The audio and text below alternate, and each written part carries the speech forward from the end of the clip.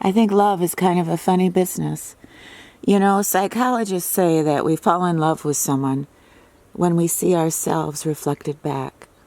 Something about ourselves that we find comforting, or something that we wish to be. We see it in their eyes. And when we don't see it, there's no connection.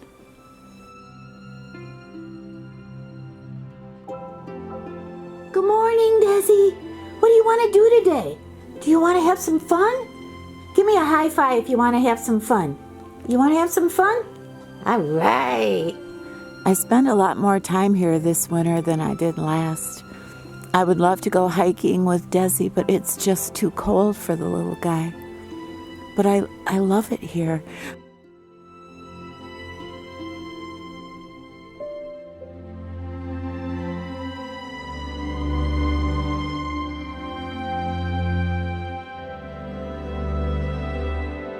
February in Michigan, well, usually it's a little bit warmer in February than January, but today it's 20 and it's mighty cold.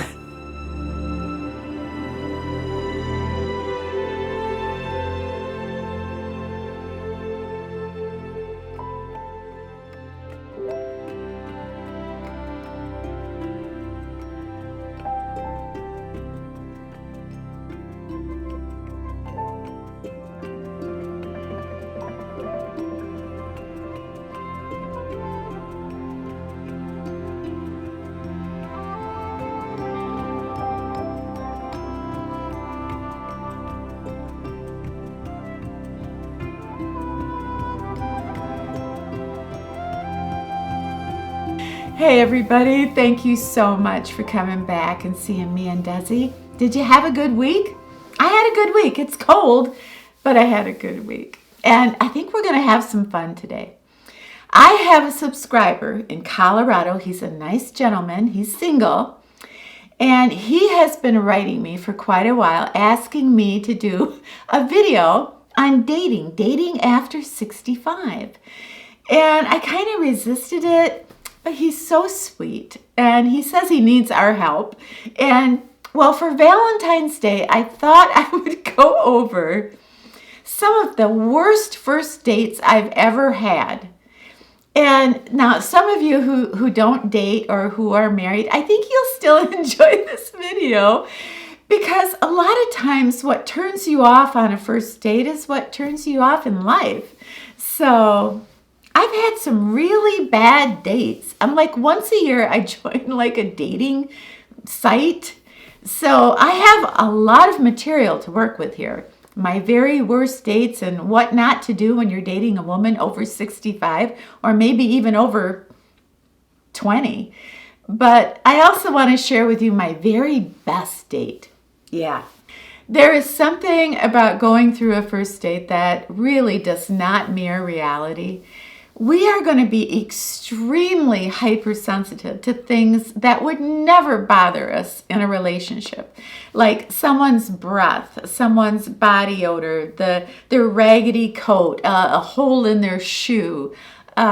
Maybe they say something in jest that falls flat. I mean, these are things that we would find endearing if we loved someone. We're kind people, but if we don't know somebody, we become very hypersensitive. We notice everything, and it's almost like we have a mental checklist of like, no, he said that, no. So I think that's why it's so important to have a second date. So you can relax a little bit, but there are deal killers. And I think one of the biggest deal killers for me is going out with someone. And he's lovely. He's good looking. He's charming. I'm at a beautiful restaurant. And then he starts swearing and cussing, or he starts talking about sexual things or sexual conquests, or maybe something intimate about a woman he dated. I want to run. I don't want to hear anything like that. I am very hypersensitive to men who have no boundaries when it comes to language and sex. I dropped the perfect man. Look at this. the perfect man. He's sweet, decadently rich, and almost naked.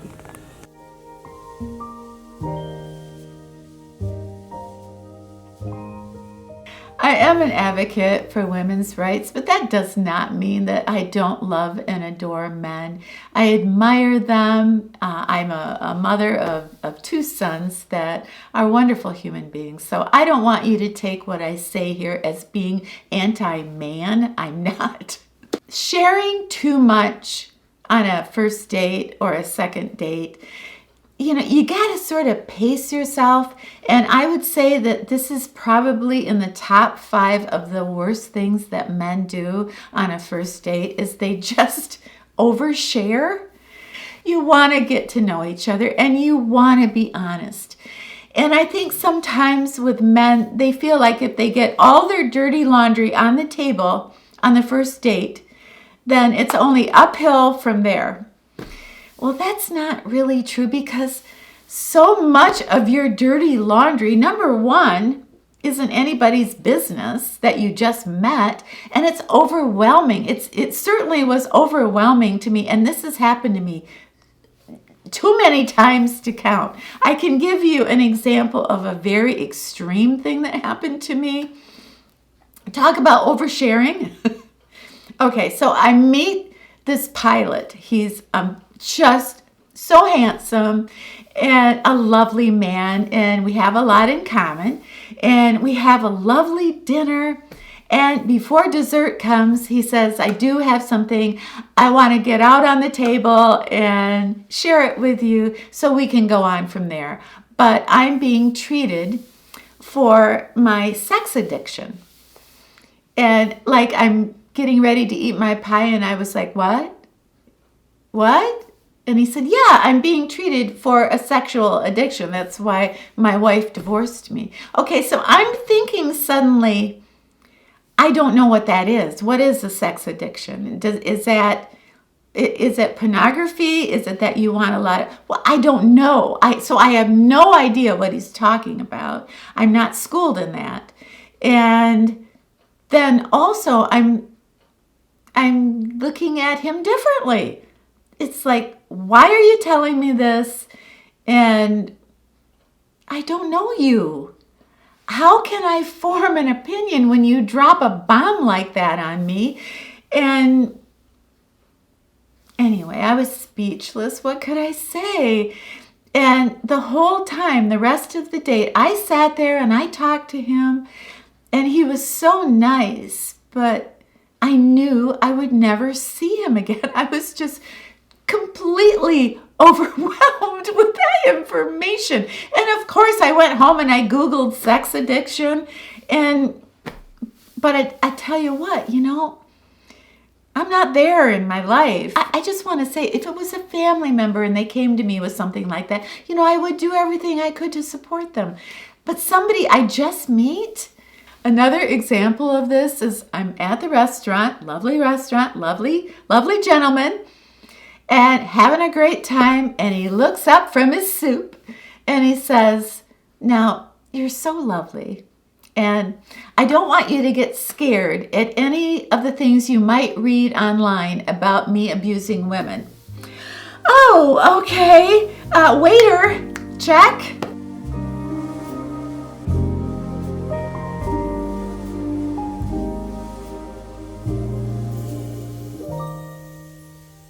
I've been single for a long time, and sometimes I feel like I've had 5,000 first dates, and maybe I have. But it is my opinion that the number one reason that a man doesn't get that second or third date is because he's just not ready. He'll spend the majority of the time talking about the wife that he just lost, how wonderful their relationship was, how much he loved her, the things they did together. And oh, by the way, let's take a look at our photo album of this wonderful woman that was my wife. And that's just not going to work. It sounds cold, doesn't it? Like, how could you not be compassionate to a man that lost his wife? I am compassionate to a man that lost his wife, but not on a date. A woman of a certain age, she wants to feel cherished. She wants to feel special. She wants to go out and have a damn good time. And when a man isn't ready, he's not ready. And he's going to always want to fall back on, oh, that's my favorite thing on the menu. My wife always loved that, instead of perhaps maybe asking what you like on the menu. He's talking about what his wife liked. Bless her heart.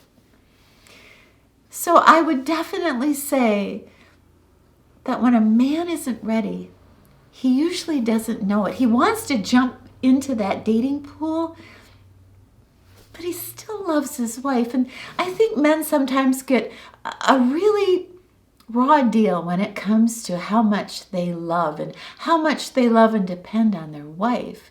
And I know this from experience because I've had so many first and second dates with a man that talks about nothing but his wife. I also can apply this to a man that had a bad divorce. Now, this is a man that I dated for a few months. And finally, I broke it off, and we were having a lovely evening. We had gone to an outside jazz festival, and we were having a good time. And then we went back to the pub for a few drinks, and I was having a blast. I was really having a good time. And he ordered another drink, which was a little unusual, but so he's kind of lapping it up. And then I see he has tears in his eyes, and I said, like, what's wrong? And he said, oh, this song. And I thought, oh no, what's with this song? And he said, it reminds me when I was married and my ex-wife would get on the dance floor and dance sexy with other men, and I just want to die. And she did it all the time, and these tears are coming down. So this is going on and on. And finally, I took his face in my hands and I said, hey, snap out of it. You have a woman right in front of you that cares about you. We were having a great time. What happened? Why can't you appreciate what you have right now? He kept crying. I just cannot play psychiatrist or therapist to someone who's not ready, just not ready to start a relationship, You want to have a good time. You deserve that. You're 70 years old. You really just don't want to be out there holding somebody's hand. If you were a good friend of mine and you want to talk about, how your wife did you dirt, or, how much you miss so-and-so, yeah, that's different. It's completely different. That's humanity. That's compassion. But when you're on a sexy date, no. That's just misery. And you give that misery a name. And you name it a date.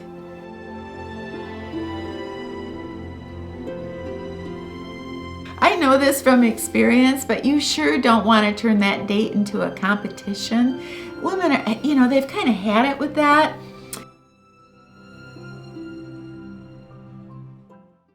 And what I mean by that is I dated a man a few times who told me he was looking for a wife.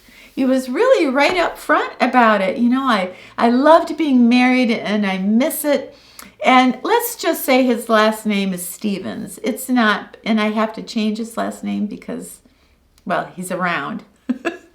Let's just say his name is Stevens. All right. So he'd pick me up and we'd go out on a date and we'd watch people dancing, and he would look at a woman and she'd be slightly overweight. And he'd say to me, she'll never be Mrs. Stevens. Or we'd be at the beach and there would be a woman there with a really funny outfit with a big hat, and he'd say to me, oh, God, what a mess she is. She'll never be Mrs. Stevens. And after a while, I'm thinking, who would want to be Mrs. Stevens? I mean, has this guy looked in the mirror? Does he look in the mirror and go, oh yeah, Brad Pitt all the way? I don't get it.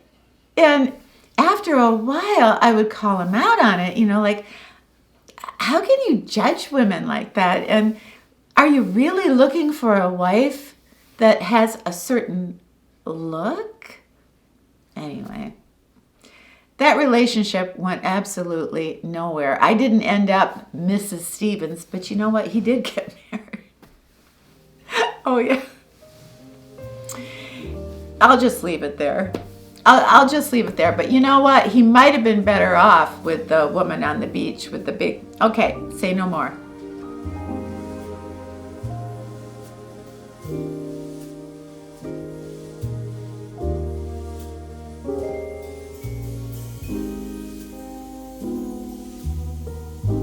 This video wouldn't really be fair if I didn't share with you my very best first date. And it probably isn't something I would recommend or something that could be duplicated, but I gotta share it with you. My very best first date. I drive to the city. There's a little place in Grand Rapids that is a lot like Greenwich Village in New York. So I drive down there to meet this gentleman. His name is William. So I drive down there and I meet him and we have a little supper. And it's like an Indian restaurant and I don't know the menu, but we're having a good time. I'm trying something new. And then everything is going really well. He didn't talk about any old girlfriends. He didn't ask me too much about myself, but he also didn't brag about himself or tell me how much money he made. He talked about poetry. He talked about writing books. He talked about scientists in Russia and all kinds of things that I didn't know anything about. He was a builder, and he talked about how he loved to take something from nothing and build it into a beautiful home. And it was mesmerizing. I loved it. I felt a little bit invisible, but that was okay. I liked it. So we leave the restaurant, we walk around the corner, and there's a little pub in this. So we go into the pub, and it's packed because it's a Friday night. So it's just packed, and we run into our mutual friend, Mary. So the bar is just humming, and we're having a good time. And Mary's over there, and William is over there, and I'm sitting at the bar. Now, I'm dressed up. I mean, it's date night, and I'm in my 30s, what can I say? So I have a strapless summer dress on, and, hair, makeup. Anyway, I got a guy to my left and a guy to my right, and they're both talking to me, right? Well, every once in a while I would turn around and I would lock eyes with William, and we shared this bond like we knew we were going to hook up after, having a good time at the pub. And yet something was going on with these two guys that were sitting right next to me. They were getting jealous of each other, even though I wasn't flirting with either one of them. I was talking to both of them, but just in like the way you do when you're at a party. Anyway, so they start a fight. They start getting in a brawl over me. Are you kidding me? I think I'm falling in love with this stranger in the middle of the pub, but they're fighting over me. Anyway, it starts to get a little dangerous. And from behind, I feel this arm go around my waist. It's my date. And he hauls me out of the bar to get me from harm's way because the bar has become a brawl. And my friend Mary and William and I, we're down. William puts me down and we're running down the street and we're laughing. And William says to me, "This is all your fault. This is all your fault, you little beautiful flirt." Anyway, we end up, William lived about 4 blocks from the pub, and we ended up at his apartment. He invited me in. He never kissed me, never made a pass at me. Mary went home, and William just stood in the middle of the living room with these great big books, and he said, "Are you in the mood to look at some of my dead relatives with me?" And we sat there until 4 in the morning, and we went through page by page all the pictures of his mom, his dad, his grandfather, and William had all these amazing stories about his family. He didn't talk about me. He didn't talk about himself. He talked about this heritage that he had and the stories that made these people come alive. And it just made me feel grateful. I knew him. It was something so special. Okay, so now it's 4 o'clock in the morning. And I'm thinking to myself, well, I really like this man, but maybe we're just going to be friends. And so we go outside and we're walking. He's going to walk me to my car. So finally I get to my car, which is like a 12-year-old station wagon. And I start to get in, and, I didn't expect, anything, like a kiss goodnight. William just seemed to be on that. So I'm getting in the car, and he grabs me.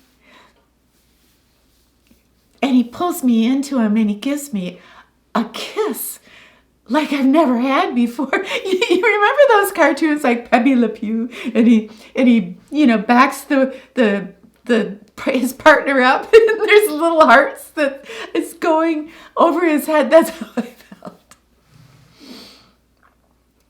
And then William just dropped me, and I got in my car, and I don't think I drove for like 5 minutes as he walked away.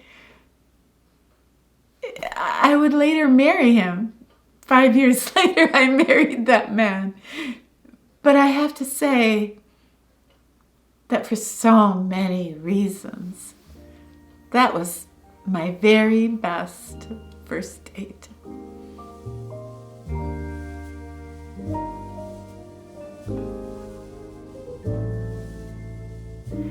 Makeup is my shield, my best friend, and the keeper of the secrets. Every first date, I always feel hopeful. This time, it might be different.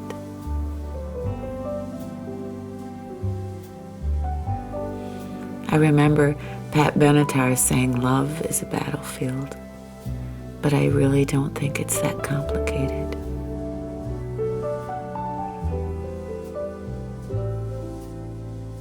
A second date is not a contract. It's an innocent promise of hope. All I ask is that you see me, not through the baggage of your life, but through a haze of what might be between us, remembering what new love requires, and hold me tightly on this pirate ship we sail for gold.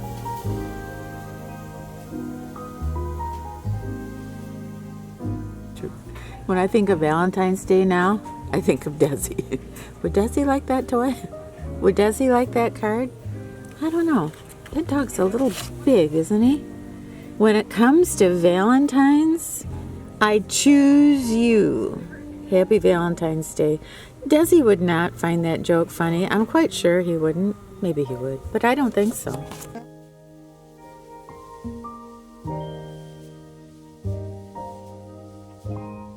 Everybody, thank you so much for hanging out with us today. I had such a good time being with you. If you get a chance down below, let me know maybe what was the worst first date you ever had. Please have yourself a wonderful, happy, brand new week. And when you're done with your week, come back and see me and Desi, okay? All right, it's a deal. We'll be here.